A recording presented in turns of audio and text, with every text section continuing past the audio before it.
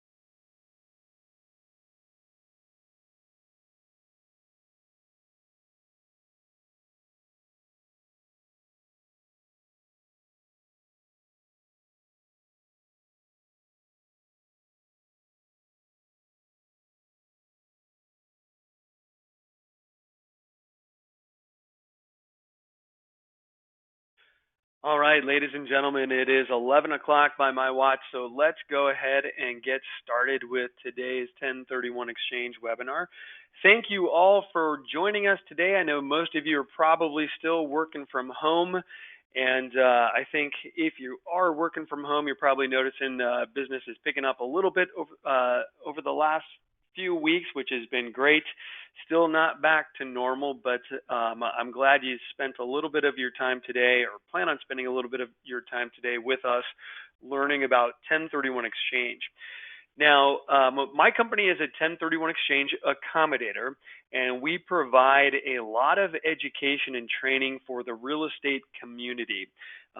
This class in particular is geared towards real estate agents. Now, if you're not a real estate agent, that's okay. But what we're going to do today is we're going to really talk about how real estate agents can grow their business using the 1031 Exchange. And I'm going to be your host today. My name is Leonard Spoto. I'm one of the owners of Asset Exchange Company. As I mentioned, we are a 1031 Exchange accommodator. I have been doing this for almost 20 years. I used to work at a 1031 exchange firm, and then back in 2006, I left that company and started this firm with my business partner, who is a tax attorney. And we are a mid-size exchange company. We do about 150 transactions every single month. And like I said, I've been doing this for a very long time. So wanted to share with you all today some tips and opportunities where you can use the 1031 exchange process to go out and get more listings, have good conversations with investors that will hopefully lead to business. Now, before we get into the meat and potatoes of today's presentation, I do have a couple announcements to make.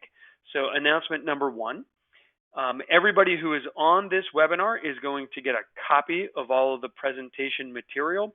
In fact, we also record all of our webinars and then we post them to our YouTube channel. So I'll send a link out to that. The other thing is, during the course of this presentation, it is a live presentation and we do accept questions. So if you have a question or you want to make a comment, the way that you get that over to me is you simply type it in the questions dialog box and it will pop up on my computer screen. I will answer all the questions as they are appropriate. So some of your questions might be appropriate towards the end of the presentation, and if so, I'll wait till then to answer. Now, it looks like Ifra has their hand raised, so don't raise your hand. A lot of people have clicked the button to raise their hand in past webinars. That's not going to do anything. If you need to get information over to me or you have a question, all you need to do is type it in and it will pop up on my computer screen. All right, so questions are encouraged, and if you have comments, you can get them over to me as well. So again, ladies and gentlemen, my name is Leonard Spoto, and today's class is called Growing Your Business with 1031 exchange. Now, we started this class during this kind of shelter in place moment because I thought it was a fantastic opportunity for realtors to actually work on their database, work on their leads. I know a lot of you guys are working from home and you might have extra time on your hands, or maybe you've got young kids like I do and you have absolutely no extra time because they're driving you crazy. But right now is a fantastic time to work on developing your business. I think it's always a good time, but in particular right now. And I love this quote from Warren Buffett. He says, "Someone's sitting in the shade today because someone planted a tree a long time ago." And I look at my business, even what we're doing with you guys today is planting seeds, right? What I'm doing is I'm planting a little bit of a seed of a relationship with each and every one of you, and hopefully that grows over time, and we're doing a lot of business together in a month, in 6 months, in 12 months, whenever you have a 1031 exchange. Hopefully this little seed that I'm planting with you today will help you remember me, and when you have an exchange, you work with us. And what I want to do with you guys is show you how you can start planting seeds with the investor market and start doing 1031 exchanges, help clients sell and buy real estate through the 1031 exchange process, okay? So let's talk about the 1031 exchange market in particular, because over the last several years, the number of investors on an average market has increased substantially. So if you look at the trend line here for just the number of home buyers that are investors, it has increased to about 11% of the total market share. So what that means is we have a lot of people buying just regular homes for rental use. And some of you might be intimidated by the investor market, and you might think, well, geez, I don't have my certifications or my CCIM, or I'm not a commercial agent. Well, guess what? You don't have to be. Yeah, it's nice if you want to go after the $50 million apartment building if you worked at Marcus and Millichap or CB Richard Ellis. But by and large, most investment properties are rental homes or 2 to 4 units.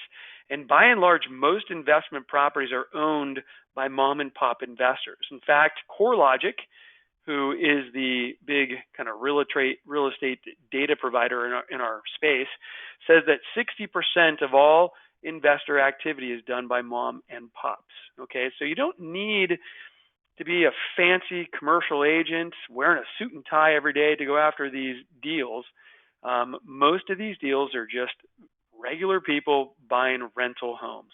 Okay, now why would you go after these clients? You might have a great business selling homes that people live in.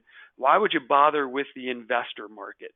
Well, I think the investors are the best clients to have because on average, a homeowner is only going to do a home transaction once every 7 years. Some people sit in their properties for 30 years, right? My neighbor's been in his house for 37 years. Well, guess what, ladies and gentlemen? The average 1031 exchange client that I work with does a 1031 exchange once every 2.5 years. So these exchange clients are going to be fantastic source of repeat business. All right. Not only that is the fact that the tax code encourages 1031 exchange clients to trade up in value. So every time you work with an investor, they're usually getting into bigger and better properties. And bigger properties mean bigger commissions for you, right? And then the other thing is they're buying multiple properties, right? They're selling and they're buying, so you're getting multiple commissions from multiple properties. And then here is the final reason and the absolute best reason why I think you should work with 1031 exchange clients. Because they are the most highly motivated client you will ever have. Okay, these clients, if they don't complete an exchange, they have a huge tax bill to pay. Many of my clients face $200,000, $300,000, $400,000 in tax liability if they don't complete their exchange. The other thing is, as most of you know, 1031 exchange clients are on a very strict timeline. If they don't go out and make offers right away, they are not going to complete their exchange. Now, how many of you have worked with a home buyer who has walked into what you think is the perfect house? It's something in the school district they want. It's got the right number of bedrooms. It's got the right number of bathrooms. And they walk in and the husband and wife look at each other and they frown. And they say, it just doesn't feel right. And you want to pull your hair out of your head. You're like, are you kidding me? It doesn't feel right. Well, make it feel right. Do a little bit of remodeling. But then you got to show them 20 other properties before they write an offer. Okay, I know each and every one of you has had that experience. Guess what? That doesn't happen with 1031 exchange clients. Okay, properties for an exchange client don't have to feel right. The numbers have to work, but the property itself doesn't have to feel right. And again, they are on a very tight time frame. So they don't have the luxury of going into a property and saying, oh, I don't know, it doesn't feel right. If the numbers work, they're going to make an offer. All right. And I think these are the best clients you can ever have as a real estate agent. All right. So let's talk about how you go out and you get those clients. Are you ready? For those of you who aren't looking at your computer screens, right now is the time to look at your computer screen. How do you work with 1031 exchange investors? Well, here's the magic formula, okay? Number one, you need to understand the 1031 exchange process, and we're going to go over that today, all right? Number two, you need to know what motivates or compels an investor to do an exchange. Why the heck are these clients transacting? What's going to motivate them to transact and, importantly, transact with you? All right. And once you understand why clients do exchange, you're going to have to market solutions to those investors. And notice I have the word solutions underlined. All right. I think one of the problems in the real estate industry is the realtors have been taught to market themselves. And that works sometimes, but if you can market a solution to an investor's problem, you're going to get their business. All right. And we'll talk about that. And then finally, you need to build a top-notch team. You can't do this by yourself. You need guys like me who do 1031 exchanges for a living. We accommodate those transactions. You're going to need an escrow company. You're going to need your title people. So you want to have a good, solid team. And that team can also help you with marketing as well. We have title contacts that can run farm lists for you, and you can create a marketing campaign tomorrow. All right. So let's go ahead and jump into number one, understanding the 1031 exchange process. And ladies and gentlemen, I'm not going to go into too much detail about 1031. I teach an advanced class, and all we do is talk about the tax laws. I want to give you an overview today, an overview so that you can speak the basics. One of the most important things that you should take away from today's presentation is the fact that at any time you can call me. All right, I'm putting my phone number on the screen right now with questions about the 1031 exchange process. So if you sit down with a prospect and that prospect says, yeah, I want to list the house with you, my rental, but I've got all these questions, and you start to panic and you say, oh, geez, I can't answer that question. It's too complicated. I didn't get a degree in tax law. Pick up the phone. Put us on speakerphone. We have degrees in tax law. We can answer those questions, all right? So you need to know the fundamentals so you don't look stupid in front of your clients, but nobody's expecting you, unless you do have a degree in tax law, to be an expert, all right? Know the basics, and then keep my phone number handy for everything else. All right, so let's talk about the basics. What is a 1031 exchange? Well, 1031 exchange gets its name from a piece of the tax code called Internal Revenue Code Section 1031. So it's a section of the tax code that allows an investor to sell an investment or business use property and defer taxes. All right. So if you sell a property and you cash out, you take the money, you're going to owe taxes. And the tax rate in California is about 33% when we combine the federal and the California taxes. All right. So when you look at the two taxes that you pay between the federal government and the state of California, you're looking at about a 33% tax bill. And as I mentioned earlier, that could be hundreds of thousands of dollars for a lot of our clients. All right. So Section 1031 has been called the single greatest wealth building tool available to investors because it allows you to sell that investment property and keep money that would have gone to the government in your pocket. Very powerful. If you don't have to give the government $100,000 when you sell your rental property, guess what? You can use that $100,000 to buy more real estate. And using leverage, you might be able to get $500,000 or $600,000 worth of additional real estate.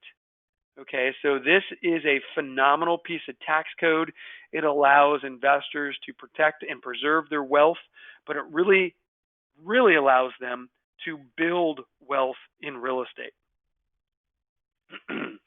Now, Jocelyn has a question. She says, well, is that 33% tax rate capital gains? Yes. Okay, because what we pay when we sell real estate that we've owned for over 1 year is the capital gains tax rate. And there's a bunch of factors, Jocelyn, that go into calculating the tax rate. I'm just giving you an overview of 33% as kind of a blended average between all the taxes that we pay for capital gains. All right, sorry, I had to take a drink of water there. All right.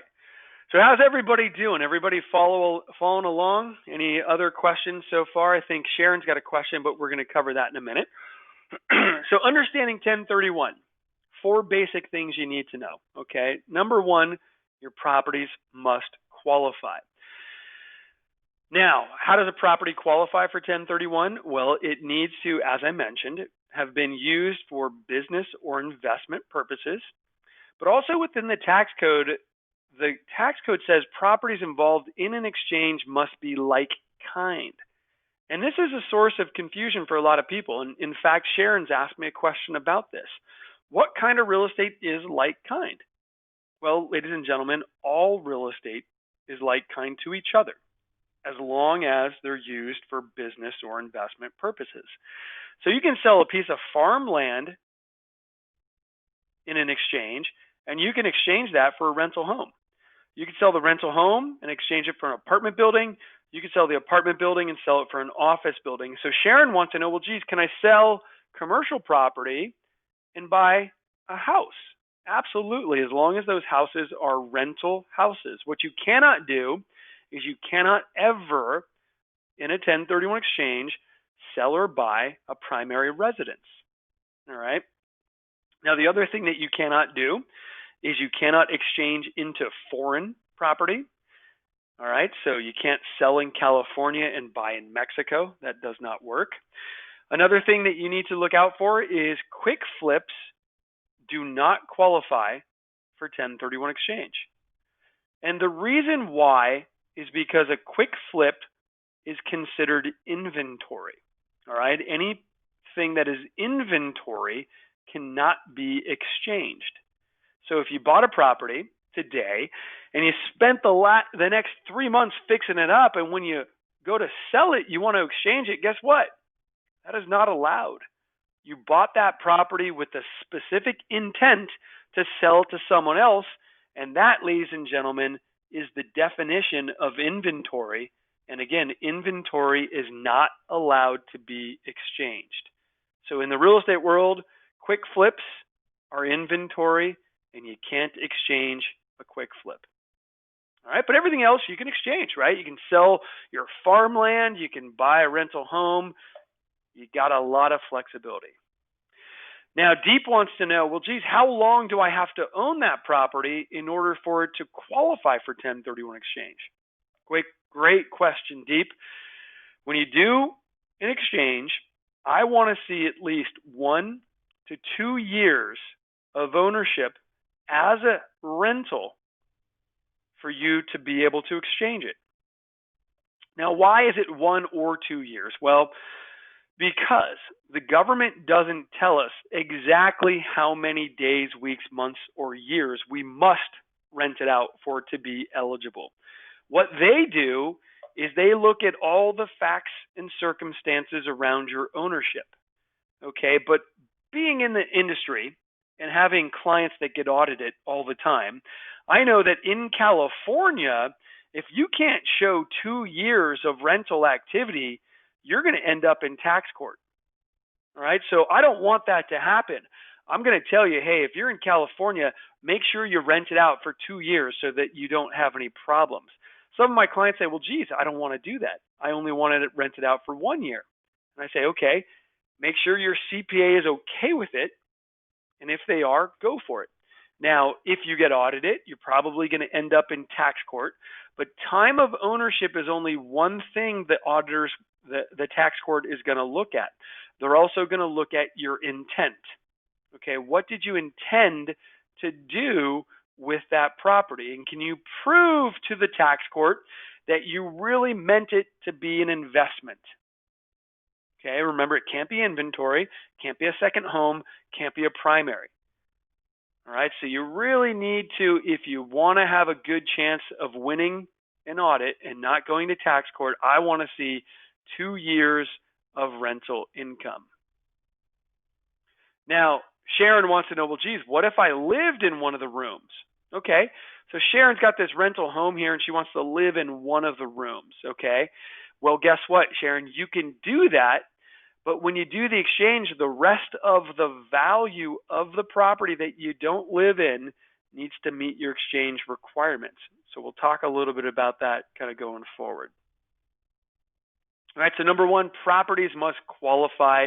There are some properties that if you're not certain if it will qualify, this is what I want you to do. Take a look at your computer screen. I want you to pick up the phone and I want you to call this number. This will get to me or my staff, and we'll be able to go over all the facts and circumstances of your client's property to determine whether they can or cannot do an exchange on it. And sometimes the answer is not clear, right? So sometimes the client's going to have some risk where we say, well, geez, we think you can exchange it, but if you get audited, it might get challenged, all right? Now, hopefully, if they've rented it out for 2 years, then there won't be a problem.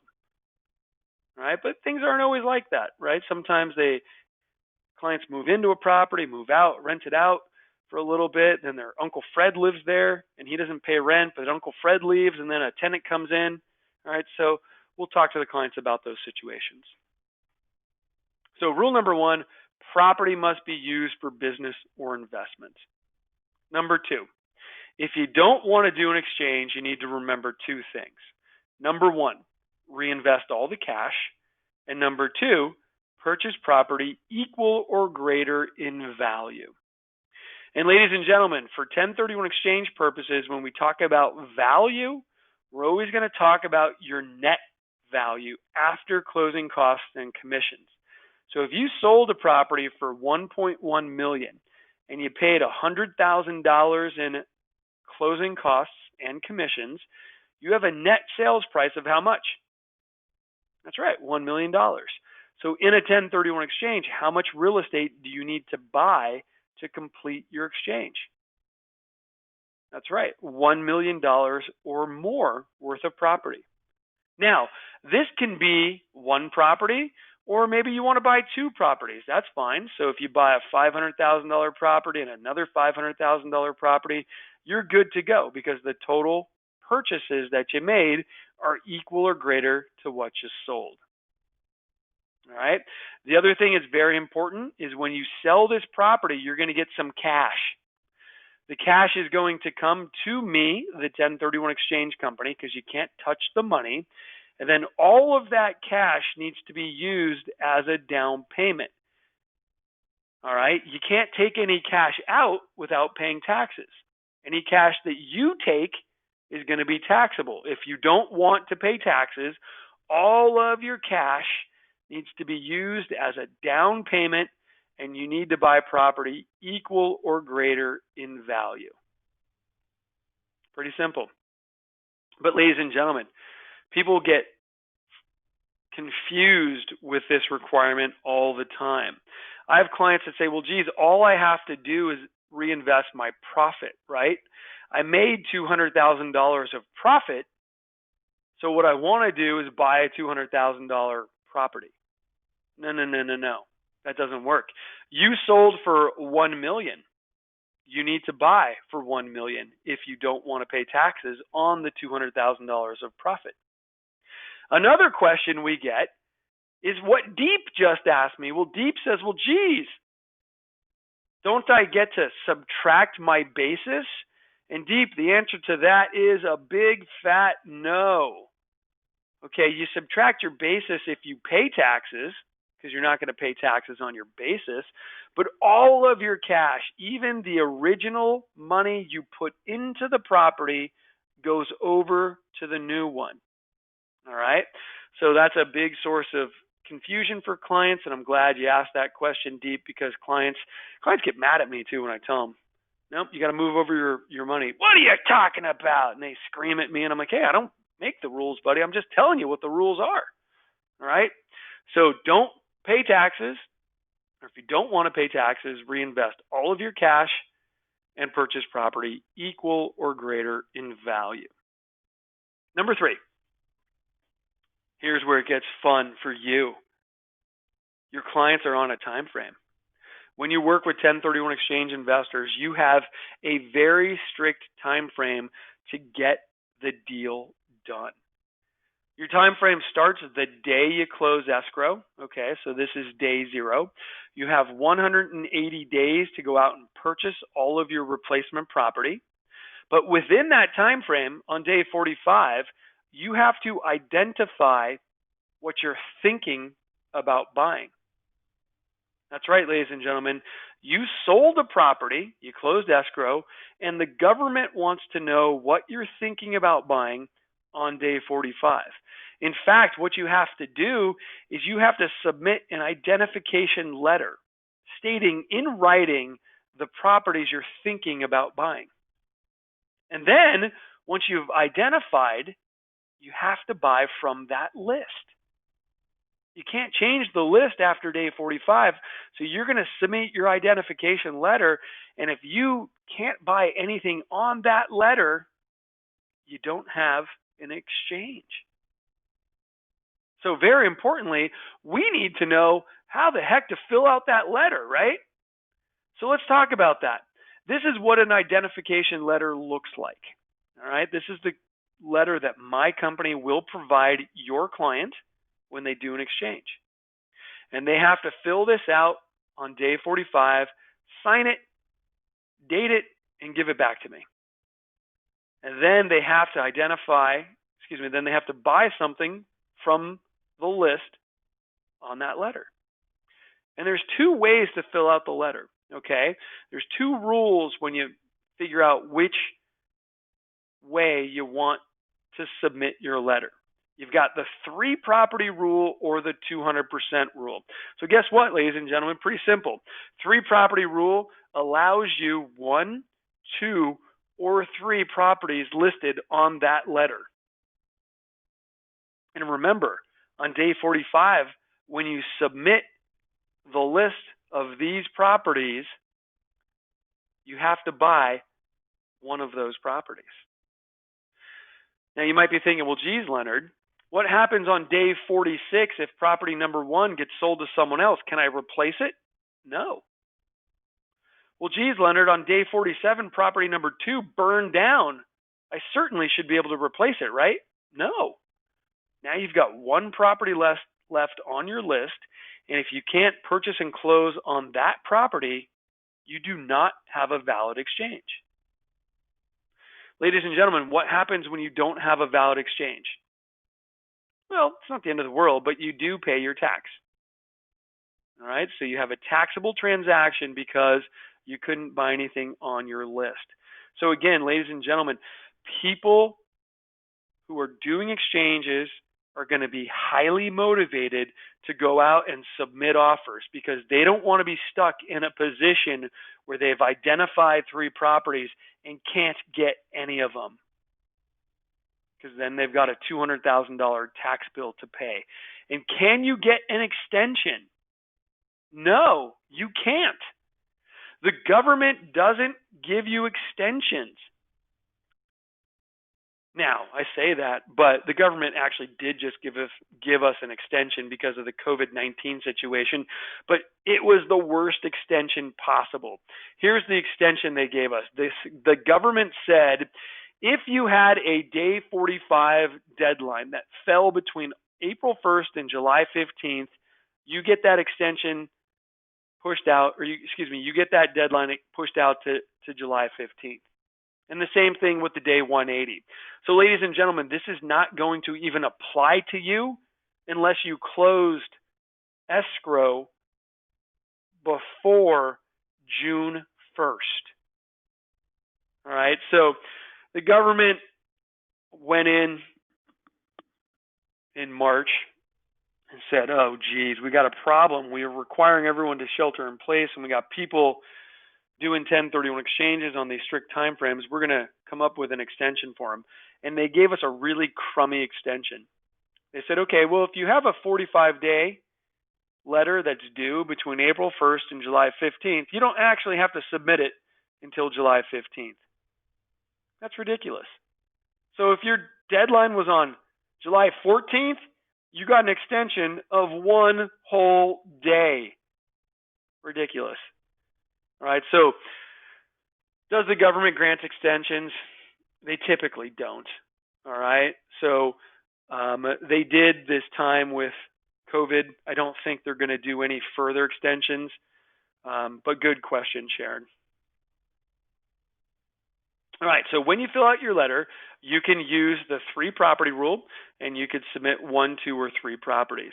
However, there is another way to fill out your identification letter. It is to use what's called the 200% rule.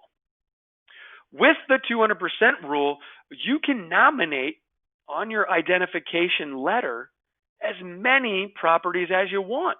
There's no limit on the number of properties, but there is a limit on the value. What is the limit? Well, the limit on the value is 200% of what you sold. So, ladies and gentlemen, if you sell a property for $1.1 million, as we discussed, the value of all the real estate that you can identify using the 200% rule would be $2.2 million. Now, this doesn't work well if you're selling a property in California and you want to buy another property in California.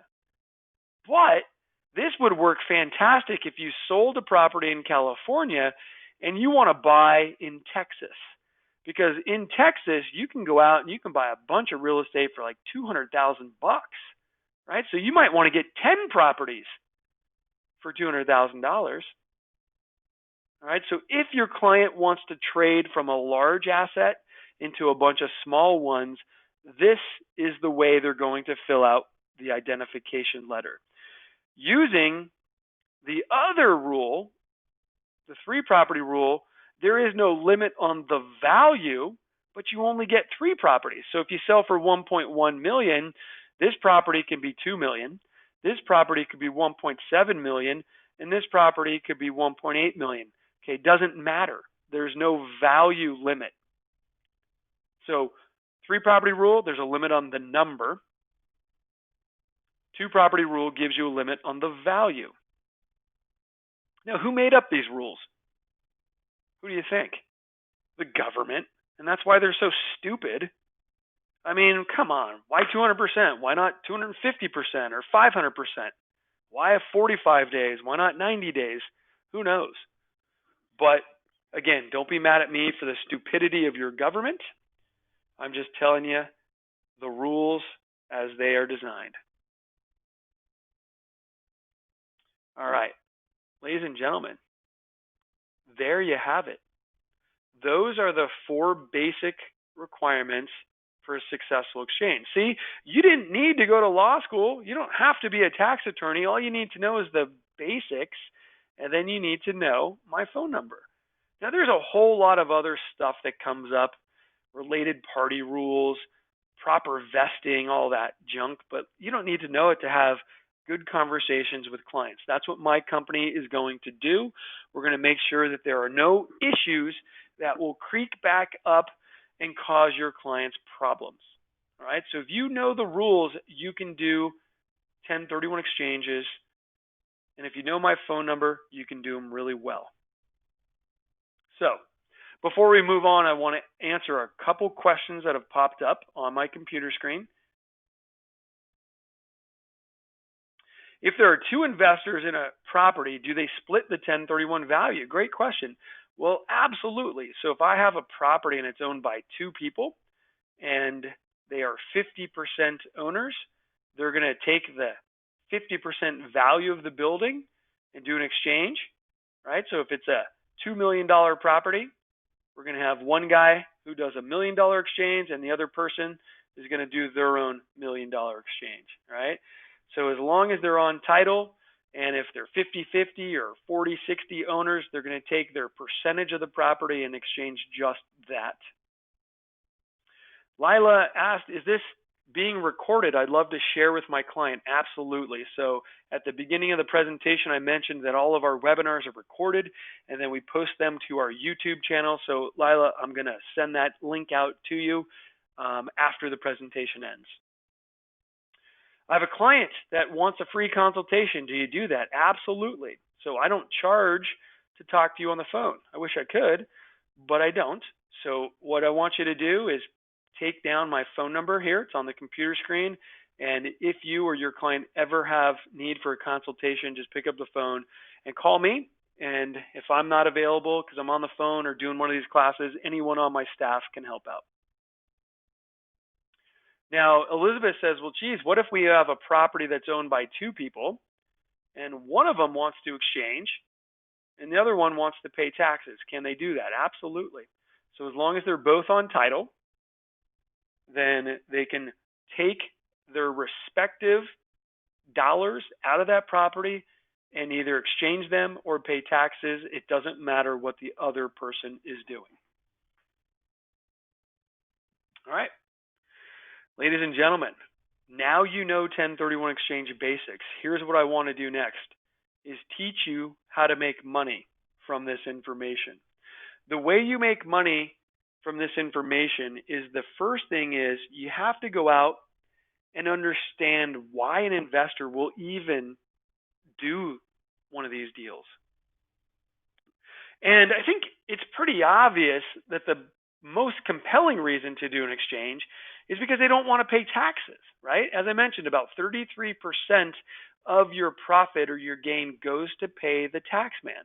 So when people find out from their CPA that they owe $200,000 in taxes, they are very interested in at least learning about the possibility of not paying that tax. Now, they might not end up doing an exchange, but it is malfeasance of you to not even tell them that they have an opportunity to not pay that tax, right? I would be so mad at my realtor if I sold my property and paid my taxes and he or she didn't even tell me that I could have done an exchange, right? So make sure that your clients know, because this tax bill is big for a lot of people. Once they learn that there's a way that they don't have to pay it, they're going to have an interest. Trust me. Now, of course, people who are doing exchanges, as I mentioned earlier, aren't going to pay that tax. The money's not going to go to the government. It's going to stay with them. So people who are interested in building wealth through real estate are going to use every advantage they can to build that wealth. And if they don't have to pay the government because there is a tax break, they're going to use it so that they can go out and buy bigger and better property. So you need to know what your client's long-term goal is. Do they want to be a real estate king or queen? Do they want to own a giant portfolio of real estate? Well, if they do, then the 1031 exchange is the fastest and best way to build wealth in real estate. Now, many of you might have clients who are already real estate kings and queens. They already own big, giant real estate portfolios. And those people may consider an exchange because they want to protect and preserve their wealth. When you own real estate, the way that you protect and you preserve your wealth is you diversify. Okay? And with real estate, we achieve diversification by going into different geographies or different asset classes or both. Let me give you an example of how this can work to your advantage. If you have a client who owns millions of dollars of real estate in San Francisco, they might be worried about an earthquake. If there's an earthquake, all of their millions of dollars worth of real estate could slide into the ocean or the bay.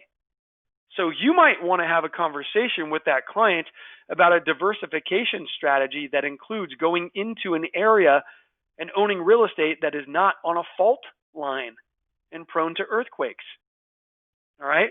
Rich people who own a lot of real estate want to preserve their wealth. And you do that via diversification. You can 1031 exchange out of your property that sits on a fault line and into a different area that is less prone to earthquakes. Now, another reason people consider 1031 exchanges is because they have owned real estate for a long time. And two things happen when you own real estate for a very long time. Number one, you get sick and tired of it. And number two, you run out of depreciation. All right? Depreciation, ladies and gentlemen, is a benefit. It is a tax break, but it only lasts for a limited amount of time. If your client's property has been fully depreciated, they are paying higher taxes on their rental income. I have many clients who the only reason they do their exchange is to trade out of a fully depreciated property and into a higher value property where they can get new depreciation schedules. If you don't understand the power of depreciation, send me an email and I will give you an article that explains how depreciation works and the benefits of it for real estate owners. Once that benefit's gone, your client may want to sell the building. Now, the other thing I mentioned that happens over time is clients just get sick of dealing with property, right? You have what we call the terrible T's. You got the termites, you got the tenants, you got the trash. And if you're a 75-year-old landlord, you might want to spend less time with your tenants and more time with your grandkids. So a lot of my clients are selling their tough-to-manage properties and doing a 1031 exchange into something that is much easier to manage. Can you provide that solution to your 75-year-old client? Can you get them out of their 8-unit building on the bad side of town and into something that's much, much easier to manage? I bet you can.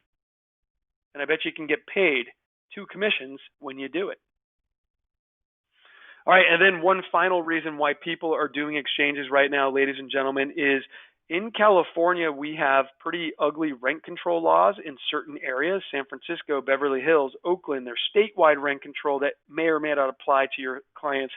If you know people who own property in California but do not live in California, they may not want to deal with this because it's really hard to stay up to date. So they may want to do a 1031 exchange out of California and into the state that they live in. All right? These are reasons why your clients will do an exchange. Talk to your clients about these reasons, and I guarantee you, you will do an exchange for them. Now, some of you might be thinking, well, geez, Leonard, that's great, but I don't have any of those clients. Well, guess what? You have the ability to find those clients. You can do a farm list with your title company, and you can say, hey, title person, give me a list of everybody who's owned property for a very long time, because they are either going to be out of depreciation or they're going to be sick of that property. Give me a list of people who own 5 or more properties on the San Andreas fault line, because they need to move and diversify into a different area. Give me a list of everybody who lives out of the state but owns property in California. Those, ladies and gentlemen, are fantastic farming lists. And guess what? You get that list and you send them a letter. Okay, I can send you sample letters. You can get a farming list from your title rep and you can start your marketing campaign tomorrow. It's really that easy. Now, when you market to your investor, remember, you want to put your picture on there, fine. But don't only market yourself. Market solutions. All right? What's a solution to a problem a client might have? Let me show you. Your client owns $1 million worth of real estate in San Francisco, but because of rent control, they get $2,000 a month. Well, guess what? Can they sell that building and can you get them in exchange into a different market and triple their cash flow? I bet you can. If you market this solution to a San Francisco-based owner, you're going to get a listing. Okay, and it's not just San Francisco, it's Oakland, it's Berkeley, it's anywhere where the rent control laws have put a throttle on your client's ability to increase their rent. Another example, I have a realtor that I'm friends with who will go and take a picture of the ugliest property on the block. And if it is owned by an absentee owner, she will take that picture, mail it to the client, and say, hey, let me list your dump of a property and get you into something that's shiny and new, something you don't have to manage, something that doesn't have termites and terrible tenants and trash all over the place. Can you get out of that dump and get into something that you don't have to worry about? Yes, you can. And I'm the agent to do it for you. All right? That is a solution to a problem. And that agent that I'm friends with gets deals all the time marketing that way. And then, as I mentioned, statewide rent control. I have another friend that that's an agent friend of mine who will print out the California rent control law and the eviction process in her town and mail the information to people who own in that town but live out of state. That is a very good marketing campaign. Hey, did you know your property is under the rent control ordinance of San Francisco and this is how you have to get your tenant out? Why don't you just let me list this property, sell it for you, and do an exchange into Colorado where you live? Okay, those are marketing techniques that work, all right? Those are marketing techniques that are solution-based and that I think you guys, if you employ, you will start seeing results from. The other thing, let people know you do exchanges. You're not going to do exchanges unless you let people know you do them. Well, how do you let people know you do exchanges? Put it on your business card, right? Jerry took my class and he emailed me and said, hey, is it okay if I put 1031 exchange specialist on my card? Absolutely, Jerry. You know how to sell real estate. You know how to buy real estate. And you know my phone number. That's a 1031 exchange specialist right there. Let people know you know how to do these deals and you will do these deals. And then finally, you're not going to do it alone, right? When you do an exchange, it's required by law that you work with an accommodator. So you want to use the best in the business, and that's us. I guarantee you there is no better exchange company than us. It might be bigger, but that means they're a factory. We are the perfect size to provide excellent service at an affordable rate, spend a lot of time holding our client's hand, and do a really good job for you and the client. All right, so give us a shot on your next transaction. It will be our pleasure to help out. And ladies and gentlemen, that's it. Okay, this is me. This is my information. What I'm going to do is I'm going to shoot you all an email in about an hour with all of the material I'm going to provide you a link to a recorded version of this webinar that's on our YouTube channel.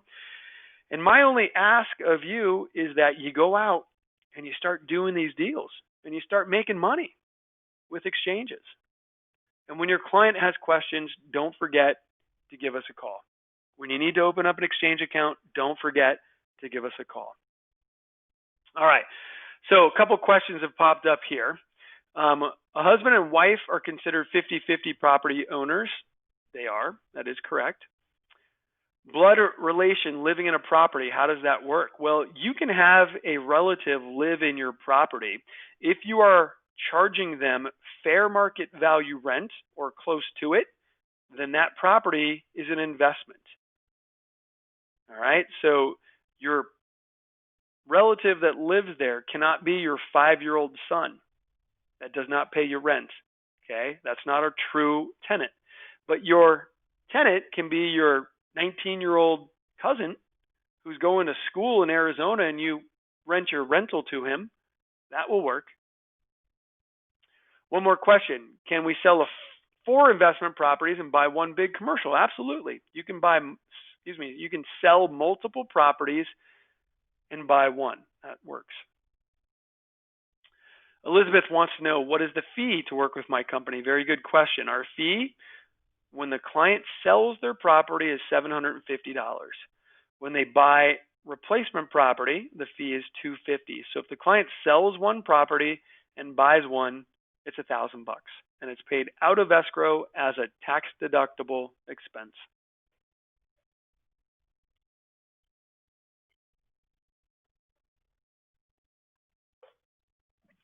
Excuse me.